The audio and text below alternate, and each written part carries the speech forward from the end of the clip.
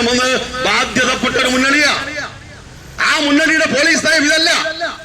കോമത്ത് മുരളീധരൻ എന്ന ഒരാള്, അദ്ദേഹത്തിന്റെ റെസിഡൻസ് അസോസിയേഷൻ, അദ്ദേഹത്തോട് രാഷ്ട്രീയമായ വിരോധമുണ്ട് എന്നുള്ള ഒരു കാരണം കൊണ്ട് ഈ പരിപാടി അലങ്കോലപ്പെടുത്താൻ ശ്രമിക്കുമ്പോ അതിന് കൂട്ടുനിൽക്കാൻ കഴിയും?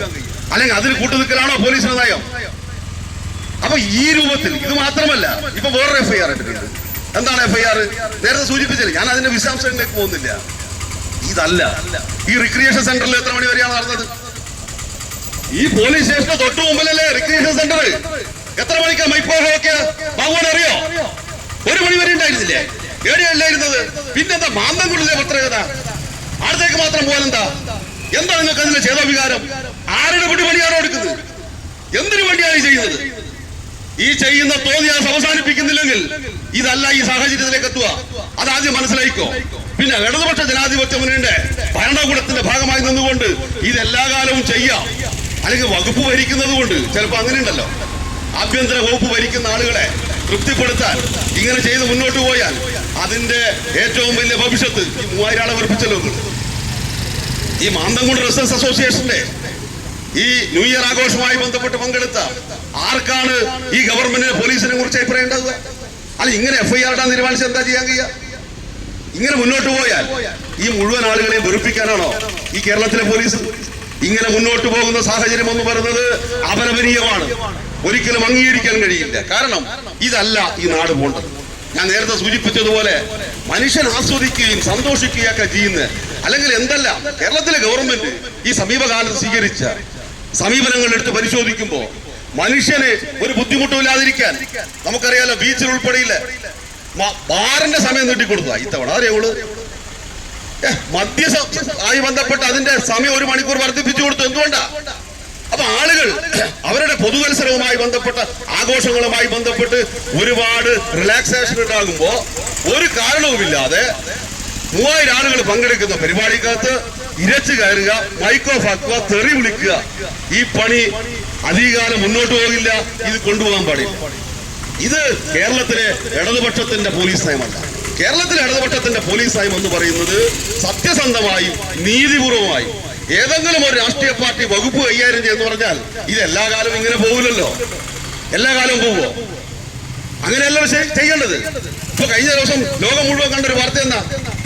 ലോകം മുഴുവൻ കണ്ട അമേരിക്കയുടെ പോലീസ് വന്നിട്ട് വെനിസലയുടെ പ്രധാനമന്ത്രി പ്രസിഡന്റിനെ കൊണ്ടുപോയി പൊക്കിക്കൊണ്ടുപോവുക, ന്യൂയോർക്കിലെ ജയിലിലടക്കുക. നിങ്ങൾ അത് കണ്ടിട്ടാ തുള്ളുന്നത്? അങ്ങനെയാണോ ധരിക്കുന്നത്? അങ്ങനെയൊക്കെ ചെയ്യാൻ പറ്റുന്നതാണോ? അല്ല, എന്തെല്ലാം തോന്നിവാസമാണ് ലോകത്ത് നടക്കുന്നത്, അല്ലെങ്കിൽ ഇന്ത്യയിൽ നടക്കുന്നുണ്ട്. നരേന്ദ്രമോദിയുടെ ഭരണത്തിന്റെ ഭാഗമായി ഞങ്ങൾക്ക് അഭിപ്രായമുണ്ട്. പക്ഷേ ഈ കേരളത്തിലെ പോലീസിന് അതിനൊരു നയമുണ്ട്. ആ നയം എന്ന് പറയുന്നത് നീതിപൂർവമായ ഏതെങ്കിലും കക്ഷി രാഷ്ട്രീയത്തിനനുസരിച്ച് അവർക്കനുസരിച്ച് ഭരിക്കേണ്ടതല്ല, വകുപ്പ് ഭരിക്കുന്ന ആളുകൾക്ക് വേണ്ടി നിൽക്കേണ്ടതല്ല.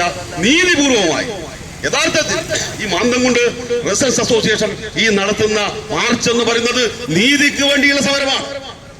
നീതിക്ക് വേണ്ടിയുള്ള സമരമാണ്. കാരണം അവർ നീതി നിഷേധിച്ചു. Violation of the natural justice, സാമൂഹ്യ നീതിയുടെ നിഷേധം എന്ന് പറയുന്നത് 2 FIR ഒരു പുതുവത്സരം ആഘോഷിച്ചതിന്റെ പേരിൽ. അത് മാത്രവുമല്ല, അതുമായി ബന്ധപ്പെട്ട് എത്ര തവണ ഇവിടെ കയറി ഇറങ്ങേണ്ടി വന്നു. അങ്ങനെ കയറി ഇറങ്ങേണ്ടി വരുന്ന ഒരു സാഹചര്യത്തിലേക്ക് നിർബന്ധിതമാകുന്നത് 100 കണക്കിന് ആളുകൾ തന്നെ. ഈ നാട്ടിലെ റെസിഡൻസ് അസോസിയേഷൻ എന്ന് പറയുന്നത് ഈ തളിപ്പറമ്പിൽ മാത്രമല്ല, കേരളത്തിലും ഇന്ത്യയിലും അങ്ങോളം ഇങ്ങോളം എല്ലാ ആളുകളും കക്ഷി രാഷ്ട്രീയത്തിന് അതീതമായി ഈ മാർച്ചിൽ പങ്കെടുത്ത ആളുകൾക്ക് ഏതെങ്കിലും പാർട്ടി ഉണ്ടാകും. ഇപ്പൊ കോമത്ത് മുരളീധരന്റെ പാർട്ടി ഉണ്ടാകാം, പി എ ജയകുമാറിന്റെ പാർട്ടി ഉണ്ടാകാം, പങ്കെടുക്കുന്ന ആളുകൾക്കെല്ലാം പാർട്ടി ഉണ്ടാവും. പക്ഷെ റെസിഡൻസ് അസോസിയേഷൻ എന്ന് പറയുന്നത് ഒരു സ്വതന്ത്രമായ ഒരു നാടിന്റെ വികാരമാണ്. ഒരു നാടിനകത്ത് എന്തെല്ലാം സന്നദ്ധ സാമൂഹ്യ പ്രവർത്തനങ്ങൾ ഏറ്റെടുത്ത് നടത്തുന്ന ഒരു സംവിധാനത്തിന്റെ പേരാണ് റെസിഡൻസ് അസോസിയേഷൻ. ആ റെസിഡൻസ് അസോസിയേഷന്റെ പേരെ കുതിര കയറുക, ആ 3000 ആളുകളെ വെറുപ്പിക്കുക എന്ന് പറഞ്ഞാൽ അത് ഈ ഗവൺമെന്റിന്റെ പ്രതിച്ഛായയാണ് നശിപ്പിക്കുന്നത്.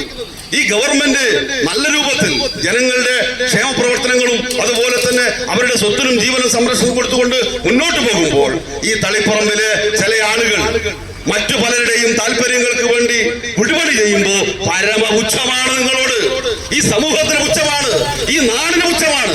അതുകൊണ്ട് ബാബുമോനോട് പറയാനുള്ളത്, അല്ലെങ്കിൽ അതിന്റെ തലക്ക് മേലെ ഇരിക്കുന്ന ആളോട് പറയാനുള്ളത്, സങ്കുചിതമായ കക്ഷി രാഷ്ട്രീയത്തിന്റെ ഭാഗമായി ഏതെങ്കിലും കേന്ദ്രത്തിൽ നിന്ന് ആരെങ്കിലും ഉപദേശിക്കുന്ന ബുദ്ധിയുടെ ഭാഗമായി പ്രവർത്തിക്കുന്ന ആളുകളായി തീർന്നാൽ സംഭവിക്കുന്നത് ജനങ്ങൾ നിങ്ങൾക്ക് നൽകുന്ന വില എന്ന് പറയുന്നത് പരമപുച്ഛമായിരിക്കും. അതുകൊണ്ട് ഇത് അവസാനിപ്പിക്കണം. ഞാൻ ദീർഘിപ്പിക്കുന്നില്ല. പ്രിയപ്പെട്ട